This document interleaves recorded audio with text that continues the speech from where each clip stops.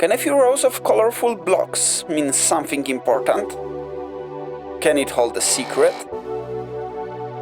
Let's find out.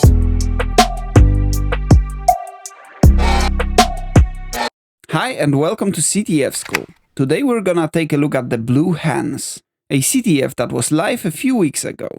I did not have enough time to pick up most of the challenges, but one of its types seemed to be very unique and interesting. Entering the portal, we can see that some challenges are part of the Minecraft category, and today we're gonna take a look at the one named Printer IT Support. The description is long and detailed. Author explains to us that this challenge utilizes MC86 processor, allowing to execute code inside the Minecraft world. They've attached a GitHub gist needed to start MC86 along with a link to a YouTube video showing how it works. It's a very helpful explanation, telling us that the MC86 code needs to be started with something called a command block. Using it, we can get a book filled with instructions necessary to build our MC86 instance inside of the Minecraft world. It is a great starting point, so without further ado, we can download and install the game. Turns out that with macOS only the Java edition is available, but its demo version seems to be more than enough to play with this challenge. Starting a demo world, we need to enable cheating. And I know how it sounds, but this seems to be the only way to enable the give command, without which we would not be able to get our command block. Let's also set up the game mode to creative for easier exploration of our new sandbox and look for some cool place to start hacking. As in the video example, we can now give ourselves a command block. Then copy and paste the MC86 code from GitHub. Marking it as always active, we can avoid the need for any additional triggers. Now close that window to have the init CPU book added to our inventory.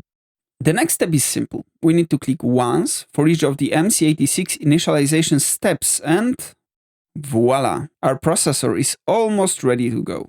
To activate it, we're gonna need a button. Let's build a little platform here and then use the give command again to grab and place it just in the right spot. Getting back to the challenge, we can see the description saying, if you're interested in drawing images in wool using the MC86, I've attached some useful files. It's fun to make cool images on your servers. The latter mentions that files attached to the challenge are not necessarily needed to solve it, so we can leave them for a while and just copy the code to run it inside Minecraft. Copy it and paste it right into our command block. With this, we get a new book that acts as a memory disk containing the program to run. All we need to do is to load it inside our MC86 and push the button. It seems to work, as the Great Wall of Blocks started appearing right in front of us. Moving a bit, we can see all these colorful squares forming a 3x40 pixel picture. How is this picture made and how can we translate it into the flag? This is the moment when we can take a look at the attached source code and try to figure it out. The idea behind Mcpicbook.py file is to create a book with the command drawing a picture using Minecraft blocks. It generates the command text and then prints it on the screen. It all starts at the top where the input picture is converted using the image magic tool. The most important part is the map param, which says that the input image should be resynthesized, but only using the colors from the wulp.png file.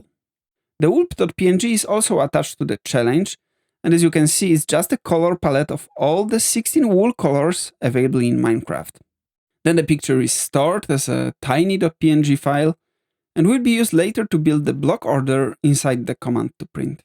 Then, a simple loop maps actual colors from the palette to the names of the wool items we can find in-game. Another loop uses tiny.png pixels and to the positions of each of them adds the Minecraft item name representing a wool block of that color. Finally, for each of the book pages, there's a command added that sets the wool block of the specific color in the specific spot.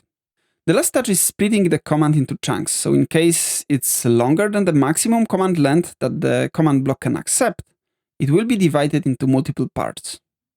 Each of the parts is then wrapped into a give command, placing a book item in the player's inventory.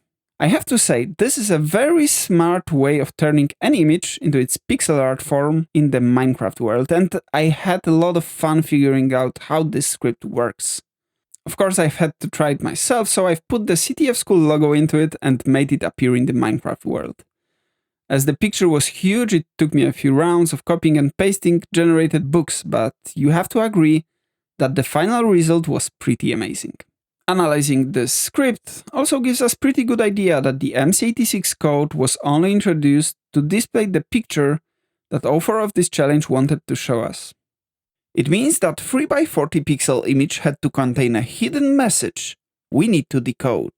This was also confirmed by the author right on the CTF's Discord, mentioning that it's a weird encoding. Usually I'm not a big fan of this kind of challenges where you need to find what cipher is used or what niche encoding author generates the output with. But this kind of challenges happens a lot, especially on the entry-level CTF, so I think it might be important to know what is a good approach to finding them. On this channel, I'm trying to cover a variety of different CTF challenge types, so don't forget to subscribe not to miss new videos. Back to finding our cipher. At first, I've wasted a lot of time thinking that this might be some sort of color-based barcode or a variation on the QR code, but with colorful pixels.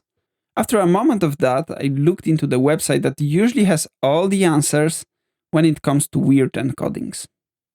Decode.fr is a great resource that has a ton of tools to encode and decode messages. It even has a cipher identifier allowing us to paste an encoded message and try to recognize the tool automatically. For visual encoding, like the one we have here, it suggests going to the symbols cipher list.